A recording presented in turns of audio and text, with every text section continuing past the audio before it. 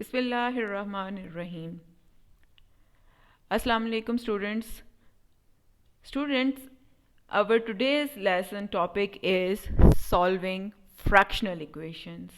In the previous videos you have learned to solve the equations of four types, but in that equations you were having only whole numbers as the coefficients, or you are having whole numbers as your constant terms, or in one or two parts you are having decimal numbers involved. But in this topic you will learn only how to solve the equations in which fractional coefficients and fractional constants are involved.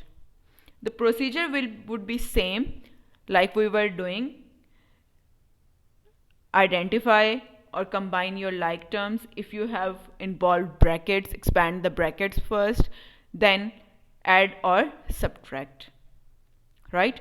The difference is only now we will have fractional coefficients, so we will use the fractional methods too. Right? Let's start with example number 1. In example number 1, you can see we have three terms involved. 1 over 3x minus 8 is equal to 6.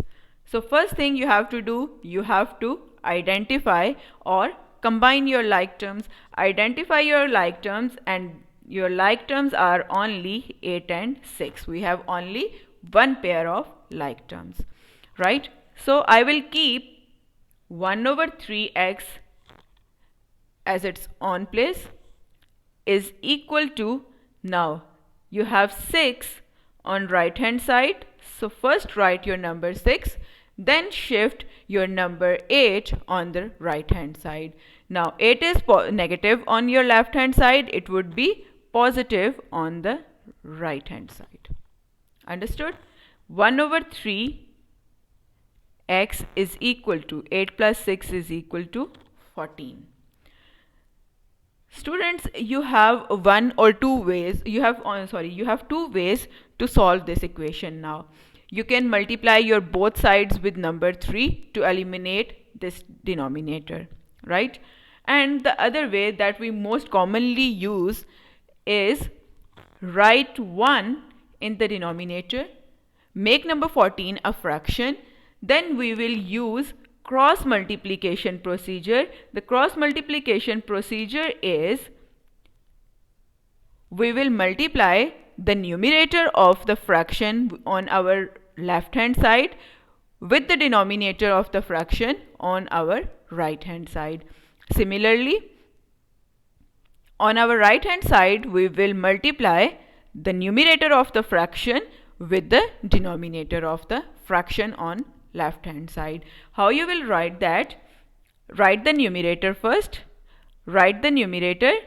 As you all know, we always write the variable in the numerator. We never write a variable in the denominator. So we consider x as our numerator, 1x. Now multiply it with 1, the denominator of the other fraction, right? Then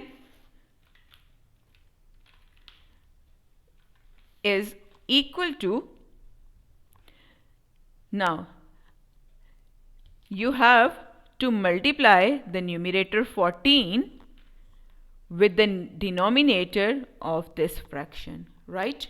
I'm using two different colors so you can identify easily which terms I'm multiplying first and which I have to write on the other side, right? 1x multiplied by 1. I'm writing 1x multiplied by 1 on my left hand side because I always need variables on my right hand side.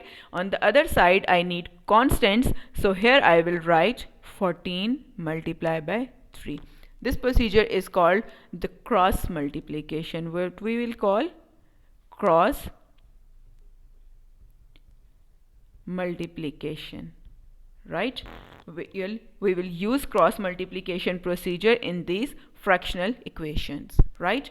Now 1 times x multiplied by 1, it's always equal to x, and 14 multiplied by 3 is 42. So the value of the variable x in this equation is 42. Hope you have understood. Now let's solve the second example. In this example, you can see you have again fractional coefficients and one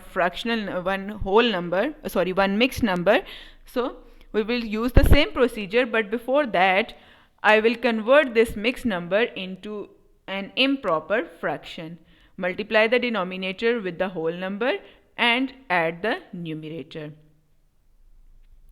5 over 2y as it is, plus 3 2s are 6 plus 1, 7 over 2 is equal to 2 over 3y plus 5. Right? Now, the next thing, I'll combine my like terms. 5 over 2y is equal to 2 over 3y. Both are the like terms, so I will shift first 2 over 3y on my left hand side. 5 over 2y, as 2 over 3y is positive on this side, it would be negative on my left hand side, is equal to. Now I will combine my constant terms 5 and 7 over 2. First write 5 as it is. Now 7 over 2 is positive on left hand side, it would be negative on the right hand side, negative 7 over 2. Right? Now these two are the fractions. You know how to add or subtract the fractions.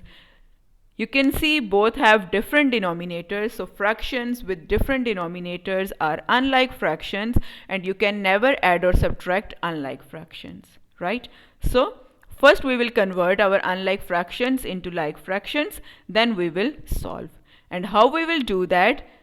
Yes, take the LCM of the denominators. The LCM of the denominators 2 and 3 would be 6. So I will multiply my first fraction with 3 and I will multiply my second fraction with 2 to make the denominators same, right?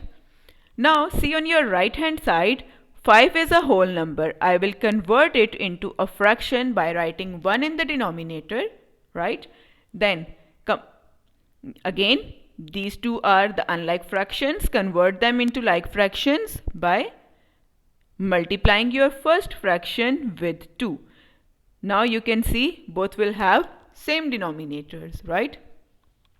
5 3s are 15, 2 3s are 6y, minus 2 2s are 4 and 3 2s are 6y.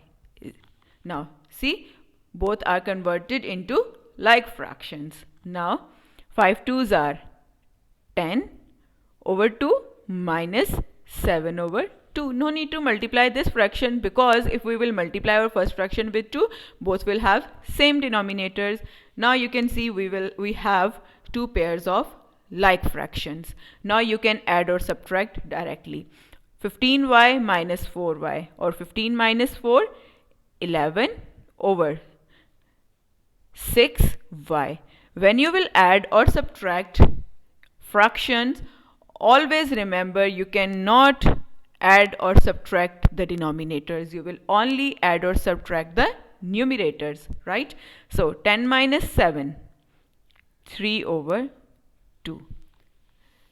The same thing we have done in example number 1, when you will have two fractions on both sides of the equation. Students, cross multiplication procedure is only applicable when you will have two fractions only on both sides of the equation. So then you can use the cross multiplication procedure, as you are saying 11 over 6 and 3 over 2 both are the fractions. Now you will use your cross multiplication procedure, right? I will write 11y multiply by 2, right? 11y multiply by 2 is equal to, on the other side I will write 3 multiply by 6, right? Is equal to 3 multiply by 6. Now 11 2s are 22y and 3 6 are 18. Now the next thing, you have to eliminate the coefficient. So divide both sides by the coefficient, that is 22, right? 22 ones are 22 and 22 ones are 22, right? Now 18 is not divisible by 22, but you all know 18 and 22 both are divisible by 2, because if the last digit of a number is 0, 2, 4, 6 or 8, that number is divisible by 2. So 18 and 22 both are divisible by 2. 2 9s are 18 and 2 11s are 22. So we are left with y times 1 over 1 is equal to y, and is equal to 9 over 11. 9 and 11 both are not divisible by any same number, by any common number, right?